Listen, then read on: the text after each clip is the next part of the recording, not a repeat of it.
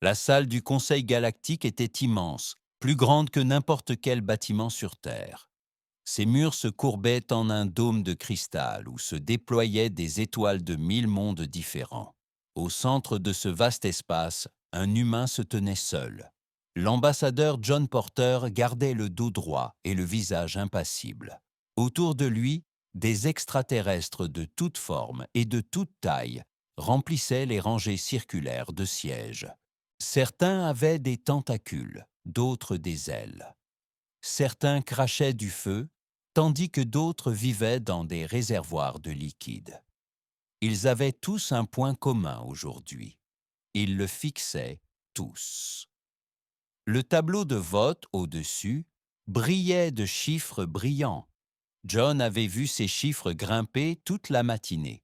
Maintenant, ils étaient définitifs. Le vote était de 12 847 pour l'exil, contre seulement 203 contre. 47 autres espèces avaient choisi de ne pas voter. Le délégué Xenati était assis au premier rang.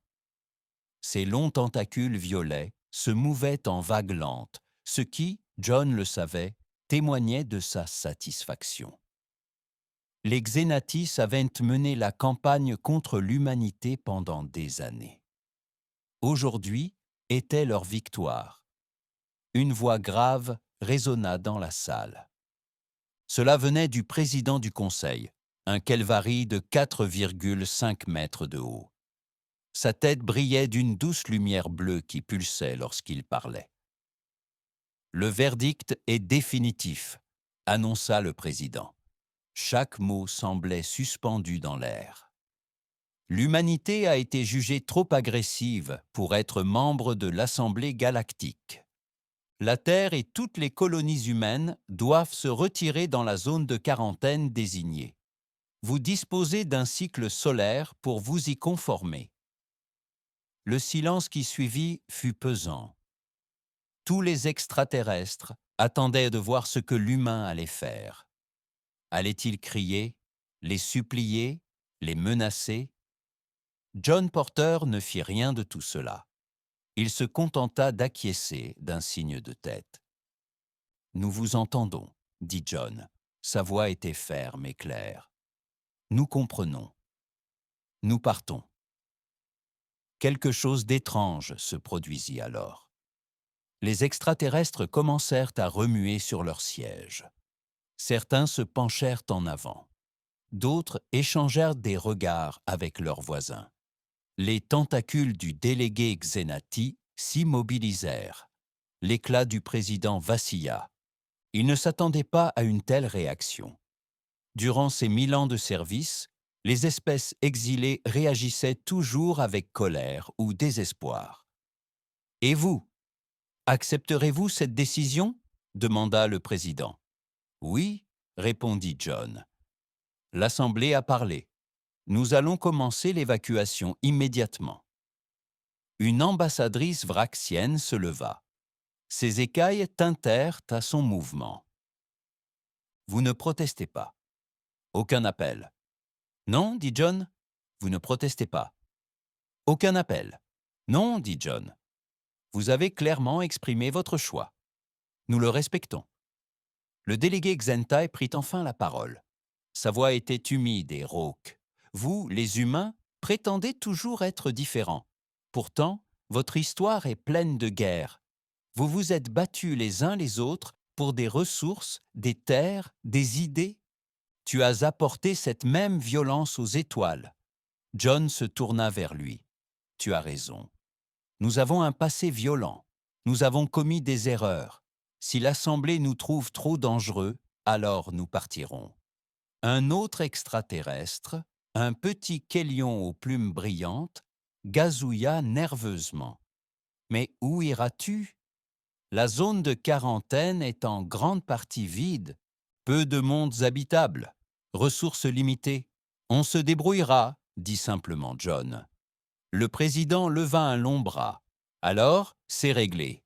Ambassadeur Porter, vous avez un cycle pour exclure toute présence humaine de l'espace de rassemblement. » Tout humain trouvé hors de la zone de quarantaine après ce délai sera considéré comme hostile.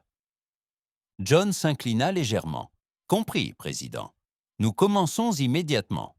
Il se retourna pour partir. Ses pas résonnèrent dans la vaste salle. À la porte, il marqua une pause et regarda derrière lui. Pour ce que ça vaut, dit John, ce fut un honneur d'être parmi vous. Malgré tout, je vous souhaite à tous un bon rétablissement. Puis il sortit, laissant des milliers d'extraterrestres dans un silence gêné.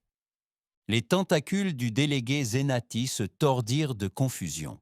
C'était inattendu. L'éclat du président s'estompa. Effectivement.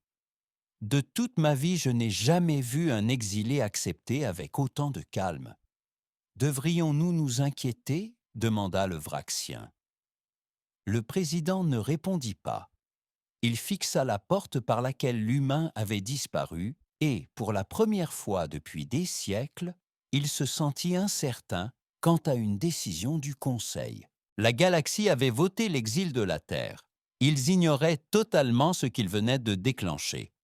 L'amiral Lisa Russell se tenait sur le pont de commandement de la station Unity. À travers les larges hublots, elle observait des centaines de vaisseaux humains se préparer à quitter l'espace du Conseil. Chaque vaisseau transportait des familles, des scientifiques et des travailleurs loin de leur monde d'origine. Le capitaine Marcus Lane s'approcha d'elle. Il tenait un bloc de données à la main. Tout le personnel humain avait quitté les bâtiments de l'ambassade, annonça-t-il. Nos colonies plient bagages. L'équipement de terraformation de Kepler 7 a été arrêté. Lisa hocha la tête sans quitter le paysage des yeux. Combien de temps faudra-t-il avant que tout le monde soit sorti ? 3 semaines au maximum, dit Marcus, bien avant la date limite. Parfait. Lisa se tourna vers lui. Sa voix baissa. Et l'autre sujet ? Marcus jeta un coup d'œil autour de lui pour s'assurer que personne d'autre ne l'entendait. Le projet Horizon avance plus vite que prévu. Le docteur Park dit que son équipe pourrait être prête dans 6 mois et non dans 2 ans. Un léger sourire éclaira le visage de Lisa. Excellent. L'Assemblée pense qu'elle nous punit. Ils n'ont aucune idée de ce qu'ils viennent de faire. Sur l'écran principal, une carte montrait toutes les implantations humaines dans l'espace galactique. Des points rouges marquaient chaque emplacement. Un à un, ces points devenaient gris à mesure que les humains les abandonnaient. Amiral. Un jeune officier cria « Le réseau d'information Altarian souhaite une déclaration concernant l'évacuation. » Lisa ajusta su uniforme. Dites-leur que nous nous conformons pleinement à la décision du Conseil. L'humanité respecte la volonté de l'Assemblée. L'officier parut perplexe. C'est tout. C'est tout. Partout dans la galaxie, les colonies humaines travaillaient avec une étrange efficacité. Sur les mondes miniers, les humains arrêtaient soigneusement les équipements et scellaient les tunnels. Sur les planètes agricoles, ils récoltaient les dernières récoltes et laissaient des instructions détaillées à leurs successeurs. Les stations spatiales furent mises hors tension dans un ordre impeccable. Le commandant Elena Rodriguez supervisa l'évacuation de la station de recherche Gamma. Son équipe de scientifiques rangea les expériences et nettoya les systèmes informatiques. « Madame, dit un technicien, ne devrions-nous pas laisser certaines de ces données ? Les protocoles de coopération stipulent que le partage des connaissances profite à tous. » Elena secoua la tête. « L'Assemblée a voté notre exil. Cela met fin à notre obligation de partager quoi que ce soit. Mais qu'en est-il de nos alliés ? La coalition Proxima a voté contre l'exil. Emballez tout, dit fermement Elena. Ne laissez rien derrière vous. La même scène se reproduisit partout où vivaient les humains. Ils emportèrent toute leur technologie, toutes leurs recherches, toutes leurs innovations. Les usines furent démantelées pièce par pièce. Les bases de données furent effacées. Même les effets personnels furent soigneusement emballés. Sur le monde marchand de Commerce Hub 7, le marchand Bobby Chen ferma définitivement boutique. Il avait vendu des marchandises exotiques provenant d'une centaine de mondes pendant 15 ans. Il chargea alors les dernières caisses sur son transport. Sa voisine vraxienne l'observait de l'autre côté de la rue. « Tu pars si vite » dit-elle, sa balance cliquetant tristement. « Pas de fête d'adieu, pas de vente finale ?» Bobby scella la boîte, l'assemblée vota. « On part. » Aussi simple que ça. « Mais tu sembles calme. » « Pas en colère. » Bobby haussa les épaules. « Ce qui est fait est fait. Il est temps de passer à autre chose. » La balance vraxienne vacillait de confusion. Comme beaucoup d'extraterrestres, la réaction humaine la troublait. Où était la rage, le désespoir, les tentatives désespérées de changer les mentalités? De retour sur la station Unity, Lisa recevait des rapports de tout l'espace humain. Chaque évacuation s'était déroulée sans problème. Pas de protestation, pas de retard, pas de problème. « C'est presque trop parfait », dit Marcus doucement. Il devait soupçonner quelque chose.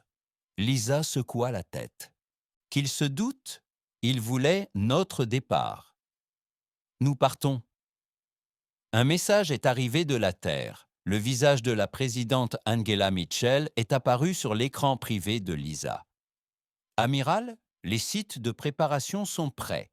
Une fois que notre peuple aura libéré l'espace de rassemblement, nous pourrons commencer le vrai travail. Compris, Madame la Présidente. La galaxie sera débarrassée des humains dans 3 semaines. » Angela sourit. Puis, dans 3 semaines. Angela sourit. Puis, dans 3 semaines, le prochain chapitre de l'humanité commencerait. Lisa raccrocha et regarda les étoiles. Les extraterrestres pensaient avoir résolu leurs problèmes humains. Ils croyaient que l'isolement affaiblirait la Terre. Ils avaient tort. L'évacuation n'était pas une fin, ce n'était qu'un début. Tandis que les extraterrestres surveillaient les frontières de l'espace humain, l'humanité se préparait à quelque chose de plus grand. La galaxie avait voté pour l'exil. Bientôt, elle apprendrait ce qui arrive lorsqu'on libère l'humanité des règles et des restrictions. 2 mois s'étaient écoulés depuis le vote d'exil. L'ambassadeur Cort du collectif Zenati se tenait dans ce qui était autrefois l'ambassade humaine sur Kepler Prime. Le bâtiment semblait étrange, sans qu'il puisse dire pourquoi. Tout était parfaitement propre, trop propre. Les murs étaient nus, les bureaux vides. Pas un seul papier ne subsistait. Même les poubelles avaient été vidées et essuyées. Vulcain, aux yeux perçants, arriva en trottinant sur 6 pattes. « Nous avons fini d'inspecter le bâtiment, ambassadeur. » Les humains n'avaient rien laissé. Les 4 yeux de Korat clignèrent lentement. Rien du tout. Pas de messages, pas d'objets oubliés, pas de dégâts. Ils avaient même nettoyé les filtres à air avant de partir. Korat avait servi comme diplomate pendant 300 ans. Il avait supervisé l'exil de 7 espèces différentes. Les Morgati s'étaient déchaînés et avaient détruit leurs ambassades. Les Kelvoriens avaient laissé derrière eux des messages amers gravés dans les murs. Les Trendal avaient tenté de saboter les systèmes électriques. Mais les humains, ils avaient disparu comme la brume matinale. « Vérifiez à nouveau les systèmes informatiques », ordonna Korat. « Nous l'avons fait. » « Monsieur, 5 fois, tous les disques durs sont vierges, tous les serveurs sont blancs. Ils ont utilisé une suppression de niveau militaire. Nous ne pouvons rien récupérer. » Cort traversa les pièces vides. Ses tentacules touchèrent murs et surfaces sans rien trouver. Dans le bureau de l'ambassadeur, même la moquette avait été enlevée, laissant le sol nu. Un autre assistant entra précipitamment. « Monsieur, Des nouvelles urgentes des stations commerciales. Qu'en est-il d'elles? Elles se sont toutes auto-détruites. Les tentacules de Corte se raidirent. Que voulez-vous dire? De toutes les stations commerciales humaines, de tous les dépôts de ravitaillement, chaque point de ravitaillement, des démolitions contrôlées, parfaitement synchronisées. Il ne restait que de la poussière spatiale. La nouvelle frappa Corte comme un éclair. Des centaines de stations détruites et des explosions synchronisées. Pas d'avertissement, pas d'exigence, juste un vide soudain là où se trouvait autrefois la technologie humaine. Y avait-il des victimes? Non, monsieur. Ils attendirent que tous les non-humains soient partis. Puis, l'assistant fit un geste indiquant une destruction totale. Korat sentit un frisson lui monter à l'estomac. Ce comportement était anormal pour une espèce exilée. Il était trop organisé, trop complet, trop calme. À la frontière de l'espace humain, le commandant Vélix de la flotte altarienne observait ses moniteurs. La zone de quarantaine s'étendait devant lui, balisée par des balises d'alerte. Une activité? Demanda-t-il à son opérateur de capteur. Rien, commandant. Aucun vaisseau n'allait ni ne venait. Aucune communication. Même leurs satellites étaient redevenus silencieux. Vélix fronça les sourcils. Les humains avaient été bavards, diffusant sans cesse de la musique et des messages. Maintenant, leur espace était plus silencieux qu'un cimetière. Pouvons-nous voir à l'intérieur de leur territoire? Pas au-delà des premières années-lumière. Ils ont créé une sorte de champ d'interférence que nos capteurs ne peuvent pénétrer. Cela a perturbé Vélex. Le champ n'était ni hostile ni agressif. Il rendait simplement l'observation impossible, tel un rideau s'abattant sur l'espace. De retour dans l'ambassade vide, Korat reçut d'autres rapports. Toutes les installations humaines avaient été méthodiquement détruites ou retirées. Usines, centres de recherche, exploitation minière, tout a disparu. Il cache quelque chose, dit-il à son équipe. Aucune espèce n'accepte l'exil aussi facilement. Velkan se déplaça nerveusement. Peut-être envisage-t-il d'attaquer? Non, s'il voulait la guerre, il l'aurait déclenchée au Conseil. C'est différent. Corte repensa aux derniers mots de l'ambassadeur humain. Ni colère, ni menace, juste une acceptation sereine. Cela avait perturbé tout le monde. Monsieur, un autre assistant entra. Nous avons trouvé quelque chose. Quoi? Au sous-sol. Un seul message. Korat le suivit rapidement. Au niveau le plus bas de l'ambassade, peint sur un mur, des mots humains étaient écrits. Ne vous inquiétez pas. Nous allons bien. C'était tout. 4 mots. Pas de signature. Pas d'explication. Korat fixa le message. D'une certaine manière, ces simples mots l'inquiétaient plus que n'importe quelle menace. Les humains ne se comportaient pas comme une espèce vaincue. Ils agissaient comme des gens avec un plan. Doublez nos patrouilles frontalières, ordonna-t-il, et envoyez un rapport au Conseil. Quelque chose se passe dans l'espace humain. En quittant le bâtiment vide, Korat ne pouvait s'empêcher d'éprouver un sentiment d'effroi. La galaxie avait voté l'exil de l'humanité. Mais, et si l'humanité avait voulu être exilée depuis le début? Et si tel avait été leur plan depuis le début? Au cœur de la zone de quarantaine, loin des capteurs extraterrestres, l'humanité construisait quelque chose d'extraordinaire. La ceinture d'astéroïdes entre Mars et Jupiter était devenue le plus grand chantier de construction de l'histoire de l'humanité. La présidente Angela Mitchell flottait sur la plateforme d'observation du complexe New Hope. Devant elle, des milliers de robots et d'ouvriers assemblaient des structures défiant les conventions de la physique. Madame la présidente, le docteur Stephen Park, flottait à ses côtés. Ses yeux pétillaient d'excitation. Nous sommes prêts pour le premier test majeur. Angela se tourna vers lui. En es-tu certain? Les risques sont gérables. Stephen termina. Nous avons effectué toutes les simulations. La théorie est solide. Le projet Horizon fonctionnera. À travers les fenêtres blindées, ils observèrent une structure massive en forme d'anneau tourner lentement. L'énergie parcourait son corps selon des schémas qui semblaient courber l'espace lui-même. « Explique-moi ça encore une fois, » dit Angela. En termes simples, Stephen sourit. Les extraterrestres pensent en 3 dimensions, haut, bas, gauche, droite, avant, arrière. Ils voyagent dans l'espace comme des bateaux sur l'océan.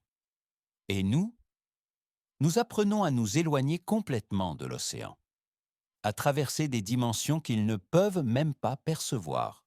Sur Terre, des projets similaires progressaient à une vitesse fulgurante. L'exil avait uni l'humanité comme jamais auparavant. De vieux ennemis travaillaient ensemble. Les pays partageaient librement leurs ressources. Chaque être humain contribuait à cette œuvre grandiose. Dans des laboratoires souterrains, les scientifiques repoussaient les limites de la physique. Le docteur Mary Kim dirigeait une équipe travaillant sur les mathématiques dimensionnelles. « C'est magnifique », dit-elle à ses collègues en désignant des équations qui couvraient des murs entiers. L'univers a des portes dérobées, des passages latéraux, des tunnels secrets. Il suffisait d'être enfermé dehors pour les trouver. Les extraterrestres avaient rendu service à l'humanité. Pendant des décennies, les règlements du Conseil limitaient la recherche humaine, les protocoles de sécurité, les restrictions technologiques et les comités d'éthique qui évoluaient à une vitesse glaciale. Désormais libéré de ces chaînes, l'innovation humaine explosa. Le capitaine Jake Williams commandait le vaisseau d'essai Pathfinder. Son équipage de volontaires connaissait les risques. Si le moteur dimensionnel tombait en panne, il risquait de disparaître complètement. Tous les systèmes étaient au vert, rapporta son navigateur. Jake hocha la tête. Initialiser le champ dimensionnel. Le vaisseau bourdonna d'une énergie nouvelle. L'espace autour d'eux se mit à scintiller. La réalité elle-même sembla se courber. Champ stable, prêt à sauter. Jake prit une profonde inspiration. Exécution. Le Pathfinder replia l'espace sur lui-même et disparut. Pendant 3 battements de cœur, rien ne se passa. Puis, à 10 années-lumière de là, le vaisseau réapparut. L'équipage éclata de joie. Jake contempla l'écran de navigation avec émerveillement. Ils avaient parcouru 10 années-lumière en 3 secondes, non pas à travers l'espace, mais autour. « Signal !» ordonna-t-il. Test réussi. Nous voyageons plus vite que la lumière sans utiliser les voies spatiales. De retour à New Hope, Angela accueillit la nouvelle avec une satisfaction tranquille. Les extraterrestres contrôlaient les routes établies entre les étoiles. Leur empire reposait sur un réseau de voies spatiales et de points de saut. L'humanité venait de rendre ce réseau obsolète. La phase 2 commence immédiatement, annonça-t-elle à ses conseillers. Commencez la construction des portes dimensionnelles. Ces portes relieraient instantanément les mondes humains, quelle que soit la distance. Non pas à travers l'espace, mais à travers des dimensions inaccessibles aux extraterrestres. Le docteur Stephen Park présenta la prochaine étape. Nous pouvons désormais établir des colonies n'importe où, dans d'autres galaxies, des dimensions parallèles, des lieux que le Conseil ne peut même pas imaginer. Angela hocha la tête.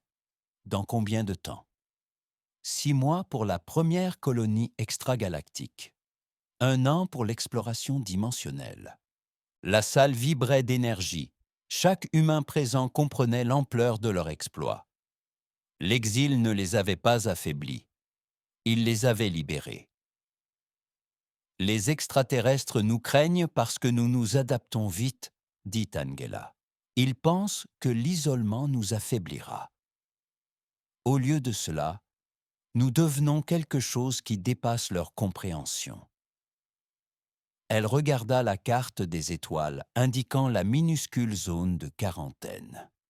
Ils nous ont mis en cage, poursuivit-elle, mais nous avons appris à franchir les barreaux. Le général Paul Miller, coordinateur de la défense de la Terre, a exprimé une inquiétude. Que se passera-t-il lorsqu'ils découvriront ce que nous faisons? Angela sourit froidement. D'ici là, il sera trop tard. Nous existerons dans des endroits inaccessibles, grâce à une technologie qu'ils ne pourront comprendre. L'exil était censé être une punition. Au lieu de cela, il devint le chrysalis de l'humanité. Tandis que la galaxie surveillait ses frontières, les humains se préparaient à les transcender entièrement. L'avenir appartenait à l'humanité. Les extraterrestres l'ignoraient encore. 3 ans s'étaient écoulés depuis l'exil de l'humanité. L'Assemblée galactique se réunit en urgence. La peur envahissait l'immense salle du Conseil où l'on avait autrefois voté l'exil de la Terre. L'inquiétude illuminait la lueur bleue du président Kelvari. Les stations de surveillance signalaient des relevés inquiétants en provenance de la zone de quarantaine. Le commandant Vélic se tenait devant l'Assemblée, ses 4 bras tenant différentes tablettes de données. D'étranges pics d'énergie, des ondes gravitationnelles ne correspondant à aucun schéma connu, et plus inquiétante encore, un silence absolu. Silence, exigea le délégué Xenati, les tentacules crispés. Aucun signal radio, aucun trafic de vaisseaux détectable, aucune communication d'aucune sorte. C'est comme si 10 milliards d'humains s'étaient tout simplement tus. L'Assemblée s'agita, mal à l'aise. Des dizaines d'espèces chuchotaient dans leur langue. L'ambassadrice vraxienne leva sa main écailleuse. Auraient-ils pu se détruire eux-mêmes? Peut-être que leur nature agressive s'est repliée sur elle-même. Non, répondit Vélex. Nos capteurs montrent que leurs mondes ont encore de l'atmosphère, des villes illuminées. Ils sont vivants, ils sont juste silencieux. L'ambassadeur Korat s'avança en rampant. Son équipe d'enquête avait passé des années à étudier l'évacuation humaine. Cela correspond à leur comportement lors du retrait. Trop organisé, trop calme. Le rayonnement du président s'accéléra. Que suggérez-vous? Que nous avons fait une erreur, dit simplement Korat. Les humains ont accepté l'exil trop facilement. Ils complotent quelque chose. Une jeune analyste du secteur Proxima se tenait nerveuse. Ses plumes tremblaient en parlant. J'ai étudié l'histoire humaine. On appelle ça sombrer avant la tempête. Le silence s'abattit. Chaque espèce connaissait les tempêtes humaines. Leur guerre était légendaire avant même le premier contact. Leur capacité à s'unir face aux menaces inquiétait le Conseil depuis des décennies. Doublez les stations de surveillance, ordonna le président. Je veux une surveillance constante de la zone de quarantaine. Le commandant Velux s'agita, mal à l'aise. Monsieur, il y a un autre problème. Les relevés énergétiques suggèrent qu'ils expérimentent la physique dimensionnelle. L'Assemblée halta. La science dimensionnelle était une technologie restreinte, trop dangereuse, trop imprévisible. C'est impossible, protesta le conseiller scientifique kelvorien. La manipulation dimensionnelle exige des siècles d'études. On proteste. La manipulation dimensionnelle exige des siècles d'études. Les mathématiques à elles seules demandent ces efforts. Les humains apprennent vite, interrompit Cort. Libérés de nos restrictions, ils pourraient progresser plus vite que prévu. Le président se redressa de toute sa hauteur. Envoyez une sonde dans la zone de quarantaine. Nous devons savoir ce qu'ils font. 2 jours plus tard, la sonde s'approchait de l'espace habité. Il franchit la zone de quarantaine, renvoyant des données normales. Espace vide. Étoile lointaine. Rien d'inhabituel. Puis il disparut tout simplement. Pas d'explosion. Pas de surtension.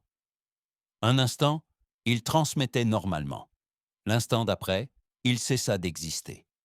Vélec fixa l'écran vide. Il avait disparu. Plus de débris, plus de signal, juste disparu. La peur se répandit dans le centre de commandement. Quoi que les humains aient construit, cela pourrait faire disparaître des choses sans laisser de traces. De retour dans la salle du conseil, les discussions font rage.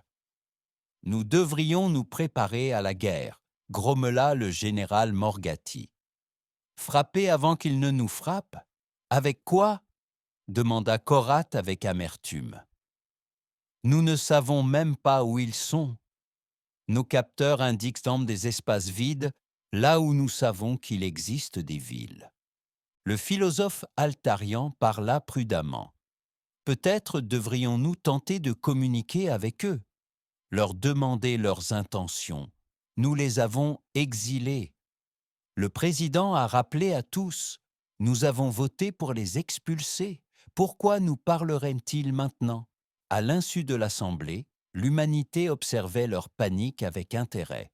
Des satellites cachés, indétectables par la technologie extraterrestre, enregistraient chaque mot. Sur Terre, la présidente Angela Mitchell visionnait les images avec ses conseillers. « Ils ont peur », observa le général Miller. « Bien. » Angela secoua la tête. « La peur mène à la violence. Il faut qu'ils soient curieux, pas terrifiés. » Le docteur Stephen Park suggéra une solution. Et si on leur envoyait un message? Quelque chose pour les apaiser pendant qu'on termine notre travail. Quel genre de message? Stephen sourit. Quelque chose de vrai, mais de mystérieux. Fais-leur savoir que nous ne leur voulons aucun mal, mais ne révélons pas nos capacités. Angela réfléchit à cela. Les portes dimensionnelles étaient presque achevées. Bientôt, l'humanité dépasserait complètement cette galaxie. Mais il leur fallait plus de temps. « Envoie ceci », décida-t-elle. « Nous devenons ce que nous étions censés être. N'aie pas peur de la chrysalide. » Le message apparut dans la salle du Conseil 3 jours plus tard, transmis sur des fréquences que les extraterrestres croyaient sûres. Il ne répondait à aucune question. Il ne révélait aucune interrogation. Il ne révélait aucun plan. Mais, d'une certaine manière, il les effrayait plus que le silence. Le capitaine Jake Williams se tenait sur le pont du premier vaisseau transdimensionnel de l'humanité, le Phoenix Rising. Le vaisseau paraissait ordinaire de l'extérieur, mais son intérieur défiait les lois de la physique. Les couloirs se courbaient de façon inconcevable. Les salles existaient dans des dimensions insondables. Tous les systèmes étaient nos prêts, rapporta le commandant Elena Rodriguez. Sa console affichait des données qui auraient dérouté n'importe quel scientifique extraterrestre. Le moteur dimensionnel est stable. Jake hocha la tête. Aujourd'hui marquait le premier voyage de l'humanité au-delà de la galaxie locale. Non pas à travers l'espace, mais à travers des dimensions que l'Assemblée ne pouvait même pas percevoir. Début de la séquence de saut. Cible. Galaxie d'Andromède. L'espace autour de Phénix se levant commença à scintiller. La réalité se déforma. Les étoiles semblèrent se replier vers l'intérieur. Les voitures semblèrent se replier vers l'intérieur. Conduite engagée, annonça Alina. Saut en 3, 2, 1. Le vaisseau disparut de l'espace normal. Pendant un instant qui sembla une éternité, sans aucun temps, ils existèrent partout et nulle part. Puis ils émergèrent, Devant eux s'étendirent les bras spiraux d'Andromède, à 2 millions d'années-lumière de leur foyer. Le voyage avait duré 15 secondes. Le médecin confirma. Le navigateur dit, la voix tremblante d'admiration, « Nous sommes à Andromède !» Jake s'autorisa un sourire. Les vaisseaux les plus rapides de l'Assemblée auraient besoin de milliers d'années pour effectuer ce voyage. L'humanité l'avait fait en quelques secondes. Signal Terre. Premier test réussi. Sur Terre, de vastes projets de construction touchaient à leur fin. Les portes dimensionnelles s'élevaient comme des monolithes, leur surface ondulant d'une énergie qui courbait la lumière elle-même. La présidente Angela Mitchell observait les dernières connexions se faire sur la porte alpha. Chaque porte relierait instantanément les mondes humains, créant un réseau incompréhensible pour l'Assemblée. « Un rapport d'étape » demanda-t-elle. Le docteur Stephen Park consulta ses tablettes. Porte alpha vers la colonie martienne. Opérationnelle, porte bêta vers la station Europe. Les tests commencent demain. La porte d'Andromède sera prête dans la semaine. Et les protocoles de sécurité? Parfait. Seul l'ADN humain peut activer les portes. Toute tentative de passage non humaine ne trouvera que du métal solide. Angela hocha la tête. L'humanité ne quittait pas simplement la zone de quarantaine. Il quittait complètement l'espace conventionnel. Dans l'Assemblée galactique, la peur avait laissé place à la panique. D'autres sondes envoyées vers l'espace habité avaient disparu. Les relevés énergétiques étaient incohérents. Les modèles mathématiques prédisaient des résultats impossibles.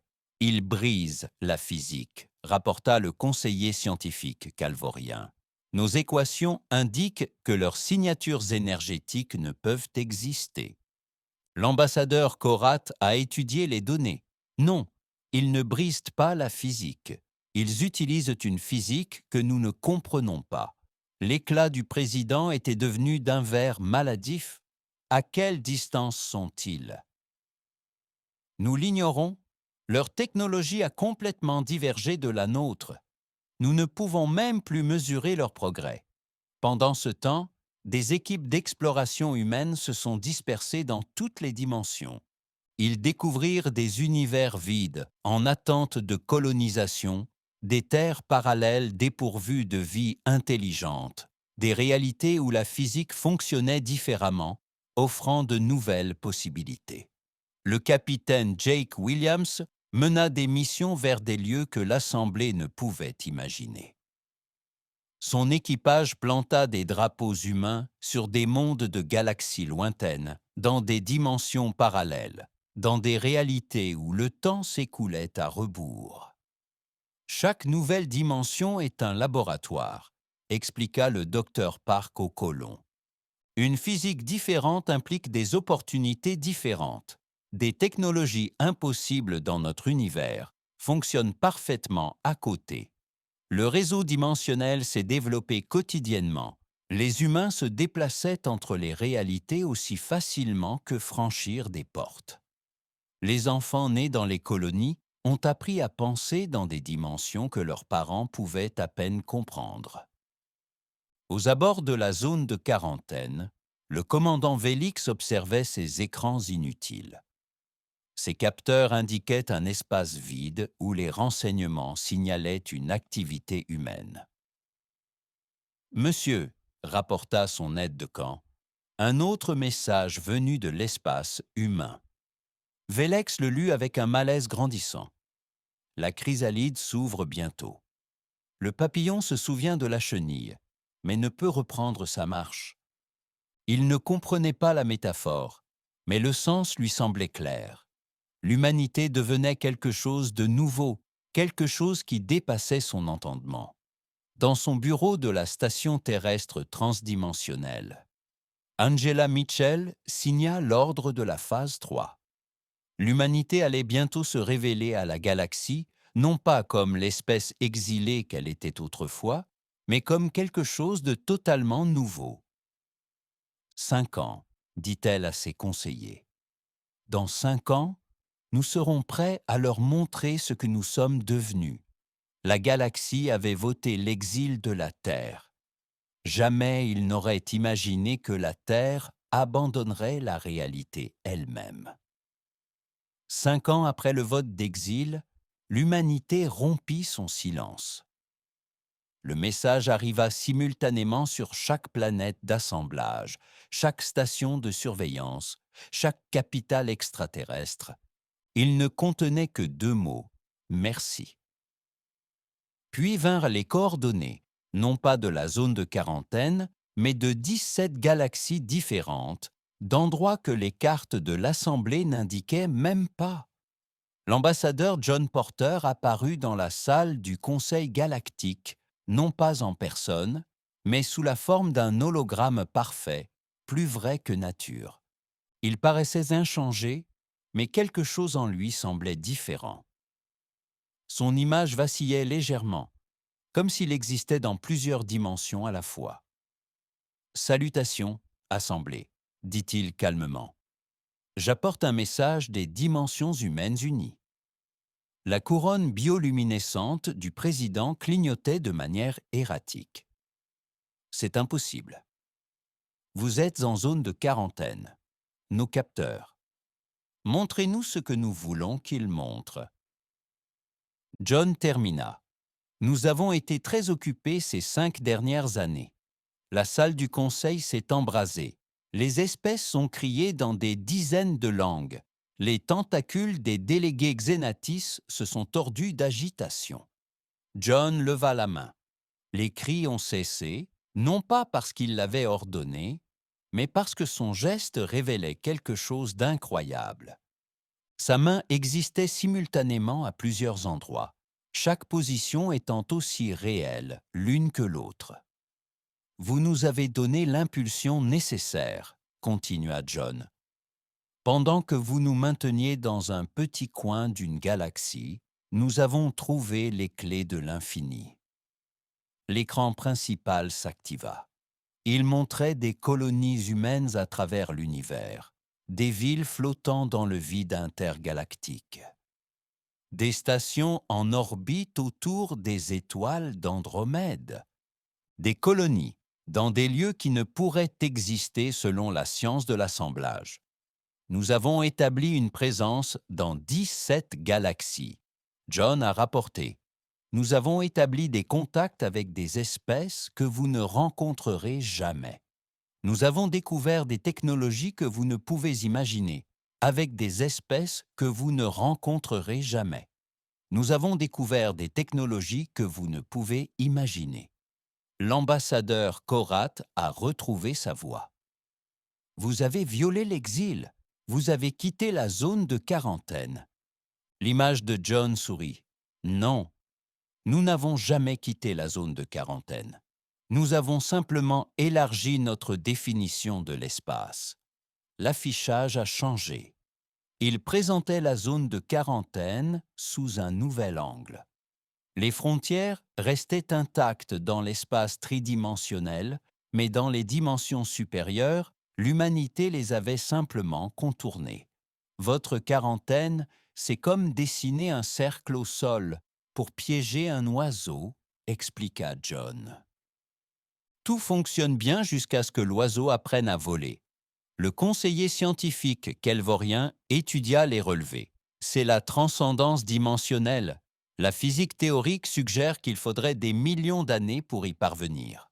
Vos théories supposaient que nous suivrions votre voie, répondit John. Nous avons trouvé notre propre voie. Le président peinait à garder son sang-froid. Que désirez-vous? La vengeance? La guerre? Ni l'un ni l'autre, dit John. Nous ne vous en voulons pas. Au contraire, nous vous en sommes reconnaissants. L'écran présentait d'autres images. Des enfants humains jouant avec des créatures extraterrestres venues d'autres galaxies. Des scientifiques de dimensions parallèles partageant leurs connaissances. Des explorateurs cartographiant des réalités inaccessibles à l'Assemblée. « Vous pensiez nous punir ?» poursuivit John. Au lieu de cela, vous nous avez libérés.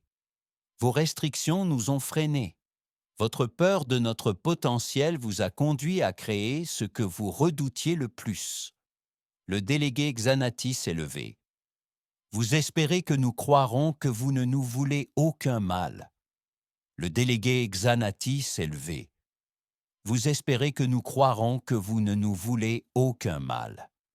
Croyez ce que vous voulez. Nous sommes hors de votre portée, de votre compréhension, de votre réalité. Quel profit pourrions-nous tirer de vous faire du mal? L'écran changea de nouveau. Il montrait l'espace de l'Assemblée vu sous un nouveau jour, celui de l'humanité. La grande civilisation galactique paraissait petite, confinée à une infime partie des réalités possibles. « Nous avons un message, » dit John. « Nous continuerons à grandir, à explorer, à évoluer. Vous pouvez rester dans votre coin d'une galaxie, dans une dimension, en suivant un seul chemin. » Ou bien, il marqua une pause et toute l'assemblée se pencha en avant. Ou bien, vous pouvez apprendre. Nous enseignerons à toute espèce désireuse de dépasser ses limites. Les portes dimensionnelles sont ouvertes à ceux qui sont prêts à transcender. Le président, sous le choc, s'illumina de stupeur. Vous nous proposez d'adhérer à votre alliance. Nous vous offrons l'évolution. John corrigea. La même chance que tu nous as refusée. La différence, c'est que nous ne voterons pas sur ta valeur. La croissance est accessible à tous ceux qui la choisissent. L'image de John commença à s'estomper. Ces derniers mots résonnèrent dans la salle. Tu as voté pour l'exil de la terre. Nous avons choisi de nous exiler nous-mêmes de nos limites. Maintenant, nous t'offrons le même choix. L'univers est infini. Resterez-vous limité? L'hologramme disparut. L'assemblée resta silencieuse, stupéfaite, face à une vérité à laquelle elle n'était pas préparée. L'humanité n'avait pas seulement survécu à l'exil, elle l'avait utilisé pour surpasser ses exilés. L'amiral Lisa Russell se tenait dans le centre de commandement transdimensionnel, un espace existant simultanément dans 7 dimensions. À travers des fenêtres qui montraient différentes réalités, elle observait la civilisation humaine s'étendre à travers des possibilités infinies. Madame l'amiral, rapporta un officier, l'Assemblée galactique a envoyé une demande officielle. Lisa se retourna sans surprise. Laisse-moi deviner. Lisa se retourna sans surprise. Laisse-moi deviner, ils veulent nous rejoindre. Oui, maman. Membres à part entière de l'Alliance interdimensionnelle humaine. Ils sont particulièrement intéressés par notre technologie de portail dimensionnel. Lisa sourit. La même assemblée qui avait voté l'exil de l'humanité voulait maintenant accéder à leur réalisation. L'ironie était parfaite. La présidente Angela Mitchell apparut par liaison dimensionnelle, son image parfaitement nette, malgré sa communication depuis un univers parallèle. Avez-vous vu leur candidature? Je viens de la recevoir, répondit Lisa. Ils présentent leurs plus sincères excuses pour le vote d'exil. Nous n'avons pas besoin d'excuses. L'exil a été la meilleure chose qui nous soit jamais arrivée. Autour d'eux, des écrans montraient la nouvelle réalité de l'humanité. Des villes flottaient entre les dimensions. Des enfants fréquentèrent des écoles situées dans plusieurs univers à la fois. Des scientifiques étudiaient la physique et des réalités où différentes lois s'appliquaient. La transformation allait au-delà de la technologie. Les humains eux-mêmes avaient commencé à changer. Vivre dans de multiples dimensions avait réveillé des parties endormies de leur esprit. Certains percevaient naturellement 12 dimensions, d'autres communiquaient par intrication quantique. Le capitaine Jake Williams entra dans le centre de commandement. Il revenait tout juste d'une exploration d'un univers où le temps s'écoulait de manière latérale. L'Assemblée a envoyé des négociateurs à notre ambassade d'Andromède, rapporta-t-il. Ils semblent désespérés. Bien sûr qu'ils le sont, dit Angela. Ils observent d'autres espèces que nous avons contactées évoluer au-delà d'eux. Les Andromédiens ont immédiatement accepté notre enseignement. Les entités de la dimension sept aussi. Lisa hocha la tête, l'assemblée craignant d'être laissée pour compte. Tandis qu'ils nous laissaient derrière eux, Jake ajouta doucement. Une demande de communication est arrivée de l'ambassadeur John Porter. Son image est apparue, désormais parfaitement adaptée à une existence multidimensionnelle. Il pouvait se manifester dans plusieurs réalités à la fois tout en conservant une conscience unique. Le Conseil a voté à l'unanimité, a-t-il indiqué. Ils demandent une admission immédiate au sein de notre alliance. Ils sont prêts à accepter toutes les conditions. Angela réfléchit. Qu'en penses-tu, John? Tu les connais mieux que quiconque. Ils ont peur, répondit John, mais ils sont aussi sincèrement curieux. Certaines espèces, comme la coalition Proxima qui a voté contre notre exil, sont prêtes à évoluer. D'autres pourraient avoir du mal à s'adapter au changement. Nous avons promis d'enseigner à tous ceux qui souhaitent évoluer, leur rappela Angela. Nous ne redeviendrons pas ce qu'ils étaient. Pas de vote, pas d'exclusion. Lisa a évoqué les protocoles d'intégration. Il faudra commencer doucement. Théorie dimensionnelle de base, exercice de perception simple. La plupart des espèces auront besoin de plusieurs années pour s'adapter. Alors, on commence, décida Angela.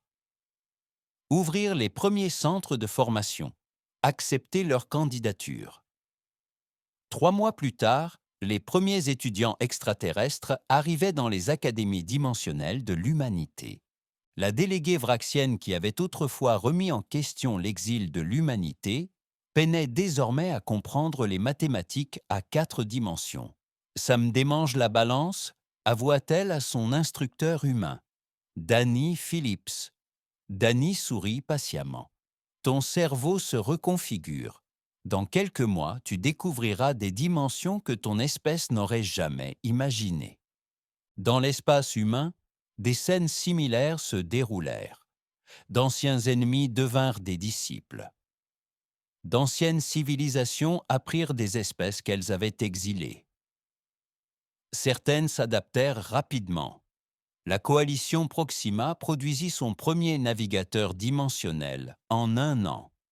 D'autres peinèrent, mais persistèrent, même les Xenati. Les adversaires les plus acharnés de l'humanité envoyèrent des délégations pour apprendre. L'ambassadeur Korat lui-même assista au cours avancé. Ses 4 yeux percevaient désormais 5 dimensions. Ses tentacules avaient appris à manipuler les champs dimensionnels. « Je me trompais sur l'humanité », avoua-t-il à John Porter lors d'une pause. « Nous voyons votre potentiel de croissance comme dangereux. Nous n'aurions jamais imaginé que vous l'utiliseriez pour élever les autres. » La forme multidimensionnelle de John se modifia légèrement. « Vous nous avez libérés de vos limites. Aujourd'hui, nous vous rendons l'appareil. » La galaxie s'est transformée. Des espèces restées statiques pendant des millénaires ont commencé à évoluer. De nouvelles alliances se sont formées au-delà des frontières dimensionnelles. La petite zone de quarantaine qui abritait autrefois l'humanité est devenue une curiosité historique. À l'occasion de l'anniversaire du vote d'exil, Angela s'est adressée à l'Alliance élargie. Ils nous ont dit de partir. Nous avons choisi la transcendance. Maintenant, nous nous élevons tous ensemble. Les applaudissements ont résonné à travers 17 galaxies et d'innombrables dimensions. L'exil de la Terre était terminé. L'élévation de toute vie consciente avait commencé.